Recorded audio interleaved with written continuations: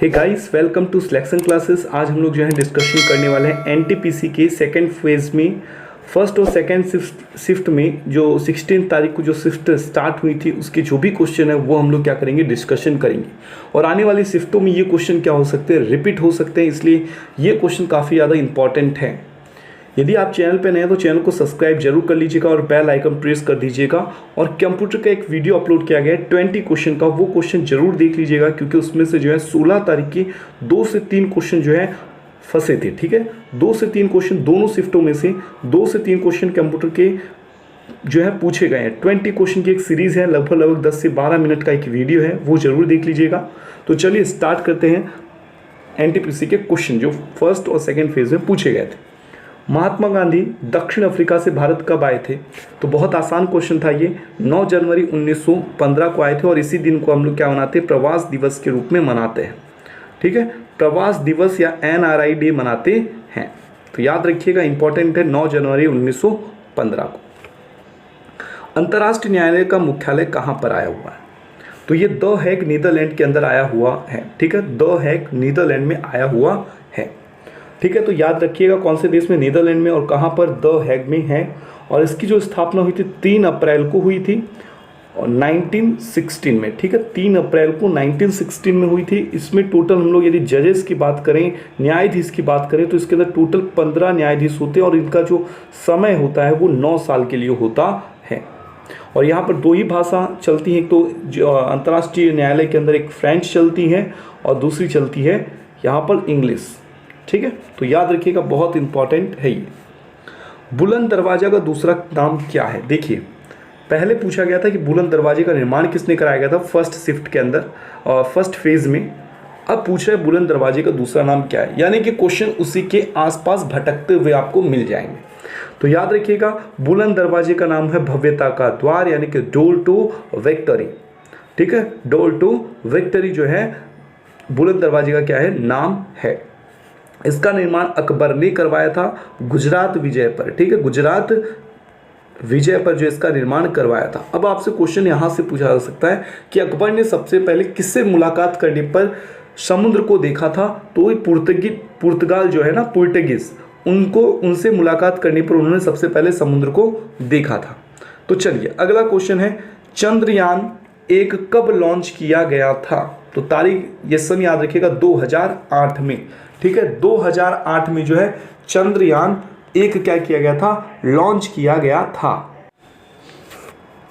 और हम लोग और बात कर लें कि मंगलयान, ठीक है, मंगलयान यानी जिसको मोम नाम दिया गया था, मिशन को क्या नाम दिया गया था, मोम, जिसका मतलब होता मार्स ऑर्बिट मिशन। ठीक है, ये कब लॉन्च किया गया था? तो ये 5 नवंबर 2013 को क्या किया गया था, लॉन्च किया गया था।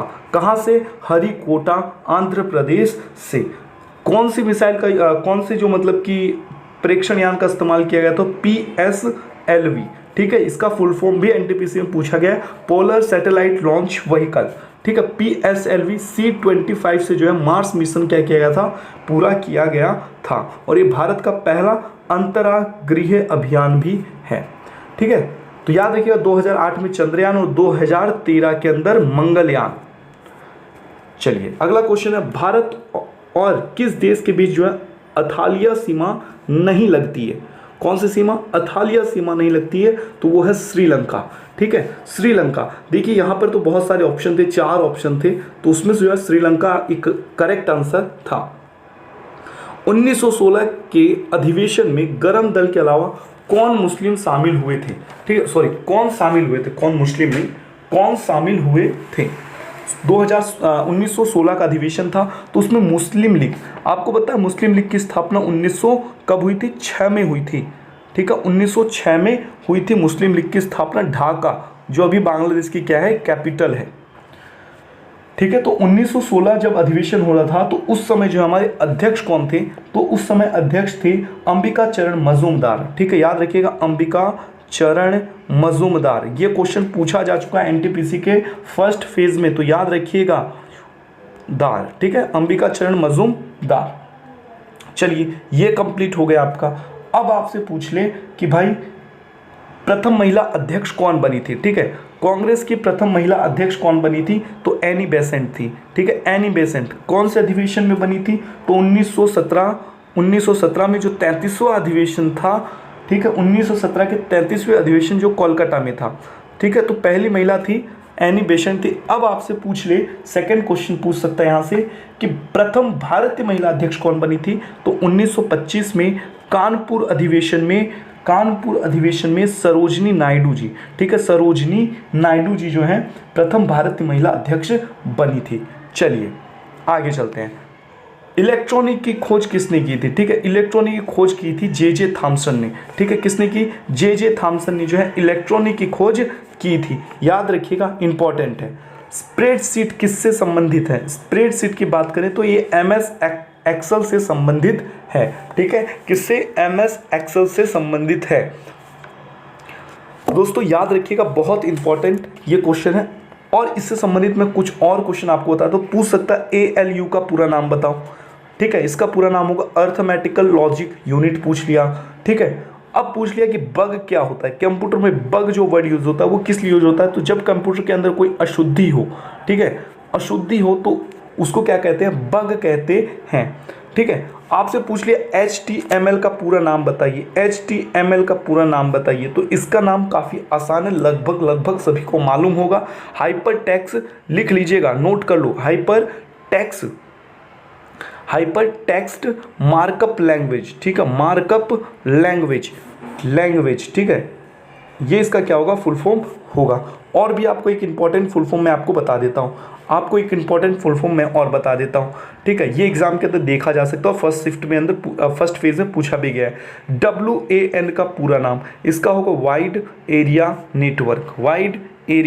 नेटवर्क। ठीक है, तो देखिएगा क्वेश्चन काफ़ी आसान आए हैं, लेकिन कुछ क्वेश्चन जो है टफ भी रहे हैं। ठीक है, थोड़ा मतलब कि आपको कंफ्यूज कर सकते हैं। 2011 की जनगणना के अनुसार सबसे कम जनसंख्या घनत्व वाला राज्य कौन सा था?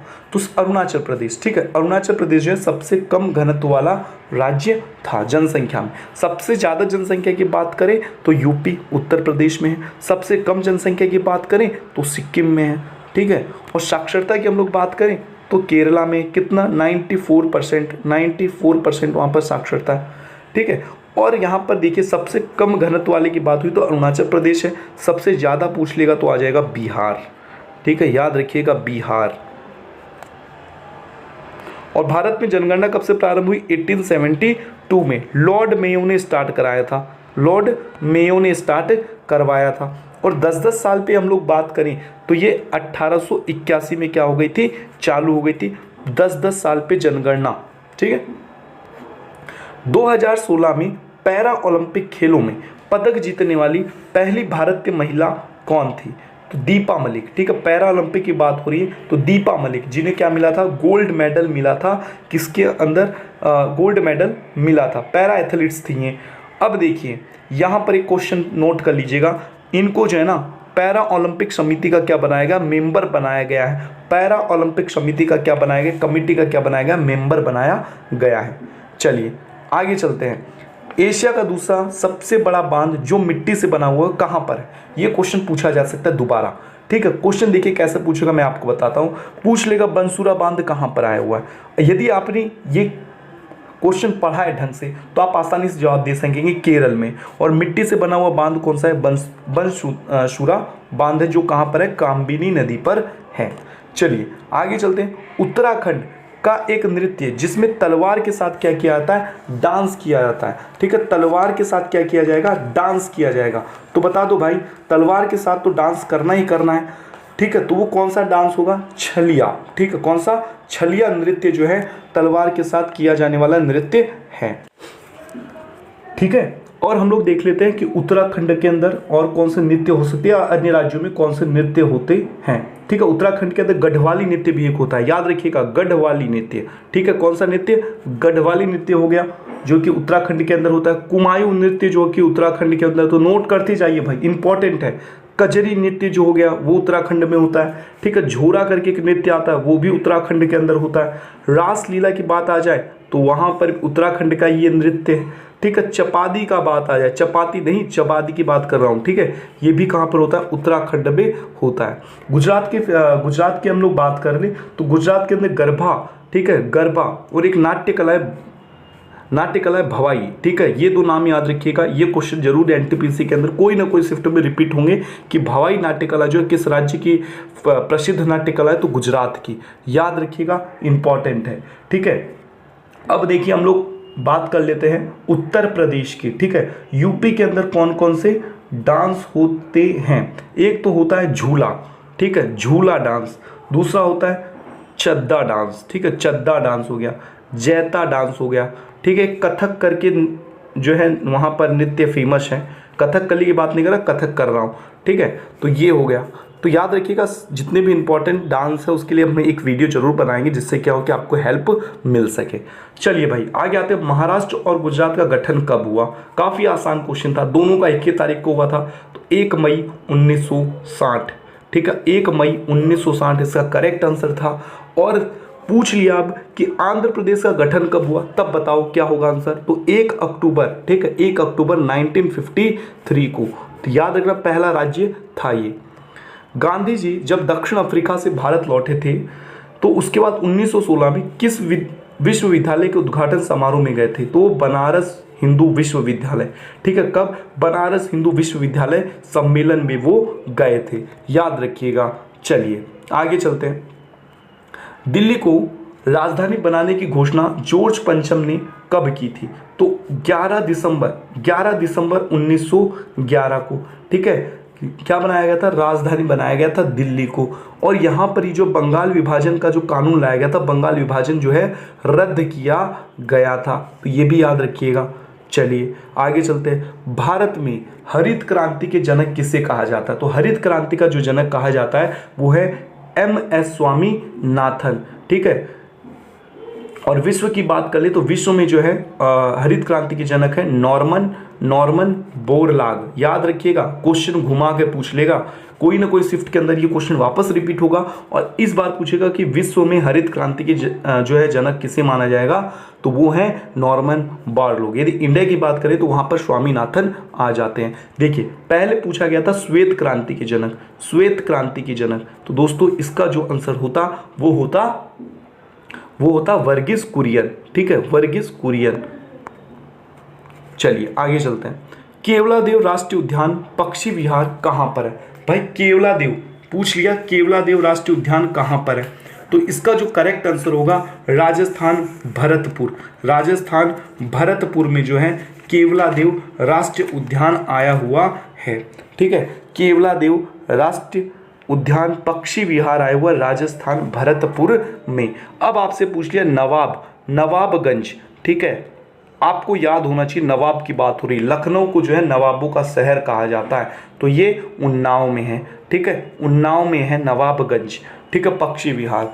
और एक और बात कर लूँ मैं आपको, ओखल पक्षी अभ्यारण्य पूछ लिया, ओखल पक्षी विहार आपसे पूछ लिया, अभ्यारण्य पूछ लिया, तो ये कहाँ पर है, ये गाजियाबाद में है, ठीक है। अब बोलेंगे सर क्यों पूछेगा, क्योंकि इस समय बर्ड फ्लू जो है ना काफ़ी तेज़ी से बढ़ रहा है, तो कहीं ना कहीं पक्षी विहार पूछने की पूरी संभावना भी बन जाती है।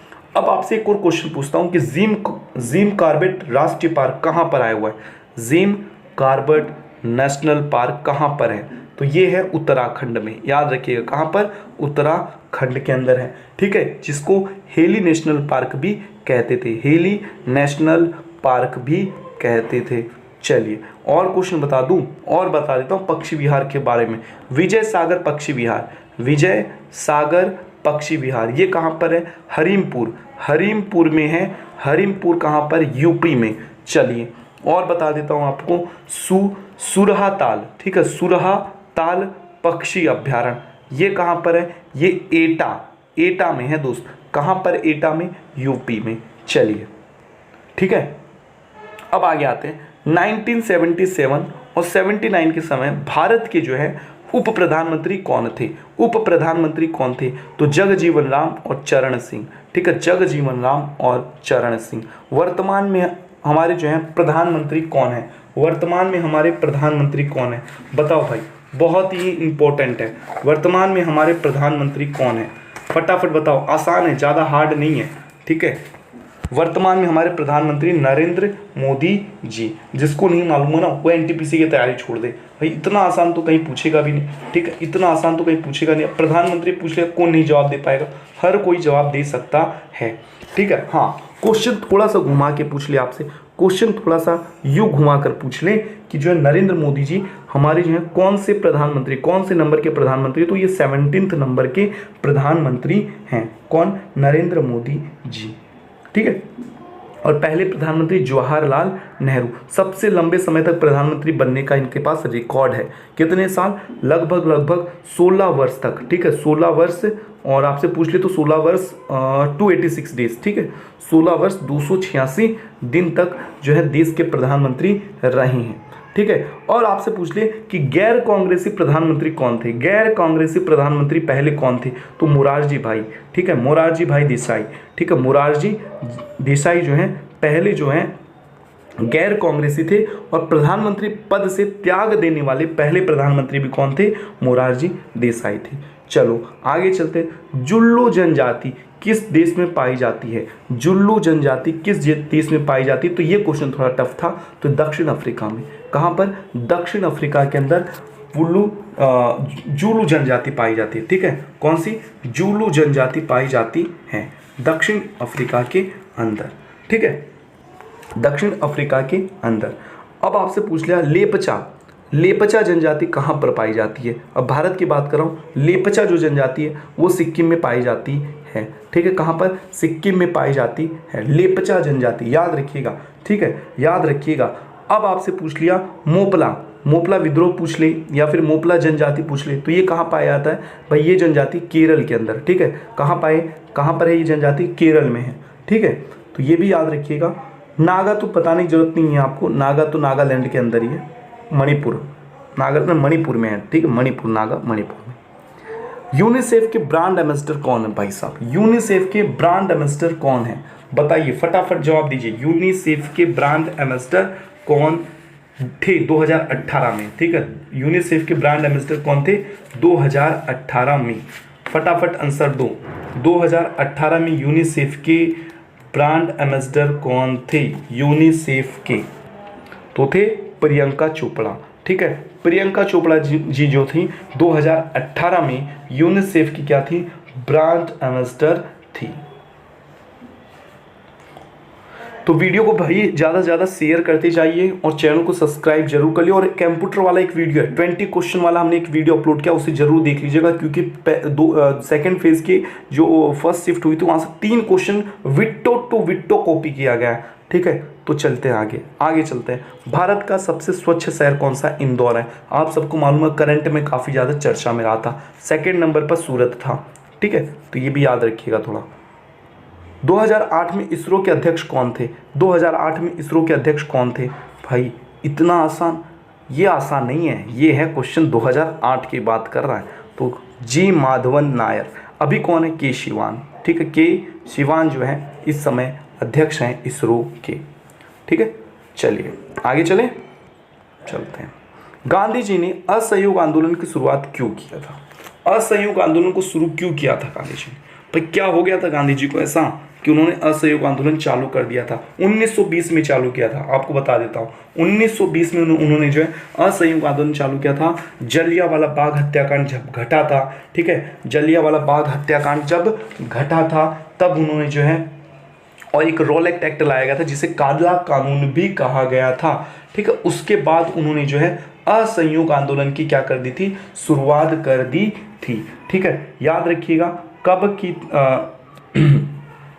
कब? 1920 में, ठीक है। कौन से अधिवेशन में भाई? नागपुर अधिवेशन में। कौन से अधिवेशन में? नागपुर अधिवेशन में, ठीक है। और क्या बताऊं आपको, और कहाँ से पूछ सकता है? चलो 1920 बोलेंगे सर कौन से मंथ में? तो दिसंबर मंथ में। और कहाँ से और क्वेश्चन कौन सा बन सकता है यहाँ से? और क्वेश्चन कौन सा बन सकता है? हाँ, एक क्वेश्चन और बन सकता है कि भाई असहयोग आंदोलन को क्यों रोक दिया था? चोरा चोरी जो कांड हुआ था ना, चोरा चोरी जो कांड हुआ था, ठीक है, उसके बाद जो असहयोग आंदोलन को क्या कर दिया था? रोक दिया था, स्थगित कर दिया था। कब हुआ था ये? 5 फैब 1922 में। कहाँ पर हुआ था? गोरखपुर में, ठीक है। कहाँ पर? गोरखपुर में ये हुआ था। ठीक है दोस्तों। हाँ, एक क्वेश्चन और पूछ लेता है, गांधी बापू से संबंधित है कि भाई गांधी जी जो है किस अधिवेशन में या फिर 1924 में जब वो कांग्रेस के अध्यक्ष बने थे तो कहाँ से बने थे, कहाँ से जो कांग्रेस के अध्यक्ष चुने गए थे, तो बेलगांव अधिवेशन में। ठीक है, बेलगांव अधिवेशन में। ये क्वेश्चन एनटीपीसी में रिपीट हो चुका है, फर्स्ट शिफ्ट की में ही जो है 2 बार ये क्वेश्चन पूछा गया है। तो चलिए आगे चलें, और कोई क्वेश्चन यहाँ से छूट रहा हो, याद ना हो। हाँ, ये पूछ सकता है जलियांवाला बाग हत्याकांड। ठीक है, तो देखिए ये 1919 में घटना घटी थी, तो इसकी अध्यक्षता एक जो लॉर्ड हंटर की अध्यक्षता में एक कमेटी बनाई गई थी न्याय देने के लिए। तो इससे 5 अंग्रेज थे और 3 भारतीय भी थे, और भारतीय की तरफ से कौन थे, मदन मोहन मालवीय जी थे। ठीक है, और रॉलेट एक्ट कब लागू हुआ, रॉलेट एक्ट लागू हुआ 19 मार्च 1919। याद रखिएगा, मैं लिख देता हूं ढंग से, 19 मार्च 1919 में। ठीक है, याद रखिएगा, जिसको काला कानून कहा, कालू कानून नहीं, काला कानून कहा गया। इसमें देखिए एक श्लोक एक था कि ना कोई अपील की जाएगी, ना कोई दलील होगी, और ना कोई आप वकील रख सकते हो। और जलियांवाला बाग हत्याकांड, मैंने डेट नहीं बताई यहाँ पे, सॉरी आपको, 13 अप्रैल को ये घटना घटी थी 1919 में। ठीक है, याद रखिएगा। कांग्रेस के पहले अध्यक्ष कौन थे, WC बनर्जी। भाई इतना आसान, WC बनर्जी, सबको मालूम है कांग्रेस की क्या थे, पहले अध्यक्ष थे जब रचना की गई थी। हाँ, अब पूछ लिया पहला अधिवेशन जब कांग्रेस का हुआ, पहला अधिवेशन जब कांग्रेस का हुआ, ठीक है, तो उस समय कौन थे अध्यक्ष, WC बनर्जी, जिनका पूरा नाम है व्योमेश चंद्र बनर्जी। ठीक है, ये कहाँ पर हुई थी, बम्बई में हुई थी। कहाँ पर हुई थी, बम्बई में हुई थी। अब क्वेश्चन सेकंड ऐसा ही पूछ सकता है कि जो है पहले मुस्लिम अध्यक्ष कौन थे, तो वो थे बदरुद्दीन तैयब जी। ठीक है, बदरुद्दीन तैयब जी। ठीक है, बदरुद्दीन तैयब जी जो थे वो जो पहले मुस्लिम कांग्रेस अध्यक्ष थे, और ये मद्रास से चुने गए थे। ठीक है, मद्रास अधिवेशन में। अब आपसे पूछ लें, और भी आपसे पूछ सकता है कि पहला अंग्रेज अध्यक्ष कौन था, तो जॉर्ज यूल। ठीक है, जॉर्ज यूल जो थे पहले कांग्रेस अध्यक्ष थे। अब पहली बार जब वंदे मातरम गाया गया था तब अध्यक्ष कौन थे, रहीमतुल्लाह शियानी। रहीमतुल्लाह शियानी। भाई साहब वीडियो को ज़्यादा से ज़्यादा शेयर कर लीजिए, चैनल को सब्सक्राइब जरूर कर लीजिएगा। ठीक है, ज़्यादा से ज़्यादा लाइक करिएगा। रहीमतुल्लाह सियाना जी। ठीक है, सियानी जी। तो 1896 कोलकाता अधिवेशन में जब वंदे मातरम गाया गया था तब ये थे। ठीक है, तो चलिए आगे चलते हैं। भारतीय रुपया का नया सिंबल क्या था, सॉरी, जब मतलब कि एक तरीके से नया सिंबल बनाया जा रहा था। ठीक है, तो ये जो नया सिंबल बना था हमारा रुपए का, आपको चिन्ह भी बता देता हूँ किस प्रकार का चिन्ह, आप लोग देखते होंगे डॉलर के जैसा ही चिन्ह था एक। ठीक है, कुछ इस टाइप का ये चिन्ह था। ठीक है, कुछ इस टाइप का एक चिन्ह था। तो वही पूछा गया है कि भाई ये चिन्ह को बनाया किसने, तो उदय कुमार नाम का एक लड़का था जिन्होंने इस चित्र को क्या किया था, बनाया था। और कब, 15 जुलाई 2010। ठीक है, 15 जुलाई 2010 को बनाया था। ठीक है, याद रखिएगा, नया जो सिंबल था हमारा। अब देखिए नोट से संबंधित, रुपए से संबंधित कुछ क्वेश्चन मैं आपसे पूछ रहा हूँ। 10 रुपए की बात कर ले, 20 रुपए की बात कर ले, 50 की बात कर ले, 100 हो गया, ठीक है, 200 हो गया और 500 हो गया। इन सब की मैं बताऊँ तो 10 रुपए की नोट पे जो है सूर्य मंदिर है, कोणार्क का सूर्य मंदिर। ये क्वेश्चन पूछे गए एग्जाम के अंदर। ठीक है, 100 रुपए की नोट के बारे में पूछा गया था फर्स्ट शिफ्ट में। 100 रुपए की नोट पे रानी का वाव, रानी वाव मैं लिख दे रहा हूँ शॉर्ट में। 20 रुपए में एलोरा की गुफा, अजंता एलोरा गुफा हो गया। 50 रुपए में हम्पी आ गया। ठीक है, और 200 रुपए की बात करें तो 200 रुपए में जो आ जाएंगे, सांची स्तूप आ जाएगा, सांची का स्तूप आ जाएगा। 500 में लाल किला आ जाएगा। और हम लोग 2000 की बात करें तो मंगलयान है ना, मंगलयान। अजंता एलोरा गुफा महाराष्ट्र में है, कोणार्क का सूर्य मंदिर ओडिशा में, हम्पी कर्नाटक में, रानी की वाव गुजरात में, सांची का स्तूप MP। और इसका निर्माण किसने करवाया था, ये क्वेश्चन भी फर्स्ट शिफ्ट में पूछा गया था। तो याद रखिएगा, सम्राट अशोक ने। मंगलयान भाई, मंगलयान मार्स मिशन हमारा कब, 2013 में। ठीक है, 2013 में, ये तो याद रहेगा, अभी मैंने ऊपर बताया था। चलिए, वाई आई एम हिंदू पुस्तक के लेखक कौन है, वाई आई एम हिंदू जो पुस्तक है उसके लेखक कौन है, बताइए भाई फटाफट। तो इसके लेखक है शशि थरूर, ठीक है, शशि थरूर जो है इसके लेखक हैं। एक क्वेश्चन मैं आपको और देता हूँ, इंडिया डिवाइडेड, ठीक है, इंडिया डिवाइडेड के लेखक कौन है, तो बताइए। इंडिया डिवाइडेड के लेखक हैं, मैं बता देता हूँ, राजेंद्र प्रसाद, ठीक है। और एक बुक और बताता हूँ, इंडियन अनरेस्ट, हाँ इंडिया अनरेस्ट नहीं होगा, इंडियन अनरेस्ट, इसके लेखक हैं वैलेंटाइन सिरोल, ठीक है, वैलेंटाइन सिरोल, ठीक है, वैलेंटाइन सिरोल। 31 अक्टूबर 2020 तक संयुक्त राष्ट्र में कितने सदस्य थे, तो ये हैं 193, ठीक है, कितने थे, 193 थे। संयुक्त राष्ट्र का जो मुख्यालय न्यूयॉर्क में है, वाशिंगटन DC, न्यूयॉर्क के अंदर अमेरिका में है, ठीक है। और हम लोग बात कर लेते हैं 193 तो सबसे अंतिम देश कौन सा था, दक्षिणी सूडान था, पहले 192 थे और दक्षिण सूडान के जुड़ने के बाद जो है 193 हो गए। और ये कब जुड़ा, तो ये 2011 में। चलिए, TCP और IP का पूरा नाम देखिए, TCP का पूरा नाम यहाँ से ही पूरा लिखा हुआ है और IP का नाम यहाँ पर है, थोड़ा सा बीच में यहाँ पर कुछ सिंबल दे दिया जिससे दिक्कत हो गई। ट्रांसमिशन कंट्रोल प्रोटोकॉल, TCP का पूरा नाम याद देखिए, ट्रांसमिशन कंट्रोल प्रोटोकॉल, और IP का है इंटरनेट प्रोटोकॉल। चलिए आगे चलिए। राष्ट्रीय ग्रामीण स्वास्थ्य योजना कब लॉन्च की गई थी, तो 12 अप्रैल 2005 को, 12 अप्रैल 2005 को जो है लॉन्च की गई थी।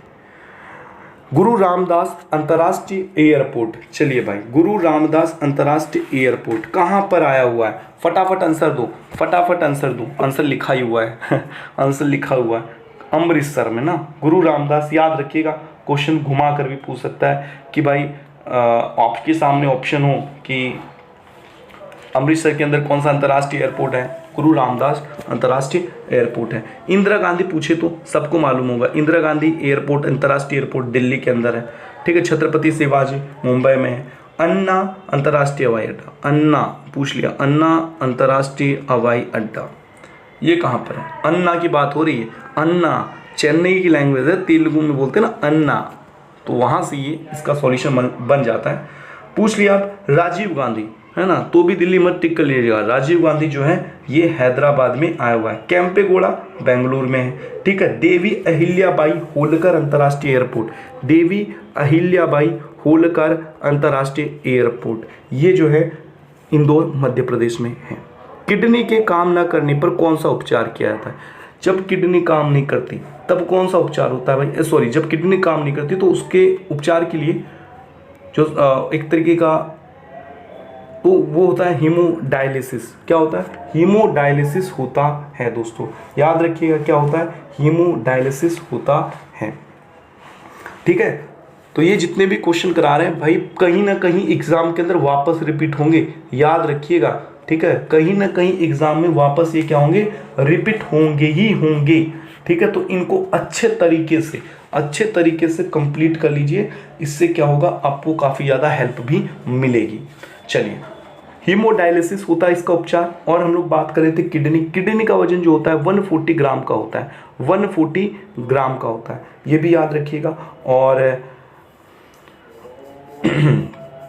किडनी की हम लोग कार्यात्मक इकाई की बात करें तो नेफ्रॉन होती है, ठीक है। क्या होती है, नेफ्रॉन जो है किडनी की कार्यात्मक क्या होती है, इकाई होती है, ठीक है।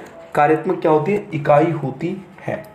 और प्रति मिनट जो है लगभग 125 ml, ठीक है, मिलीलीटर 125 ml, और दिन भर के अंदर 180 लीटर, ठीक है, 180 लीटर ब्लड को क्या करती है, फिल्टर करने का काम करती है, ठीक है, फिल्टर करने का काम करती है।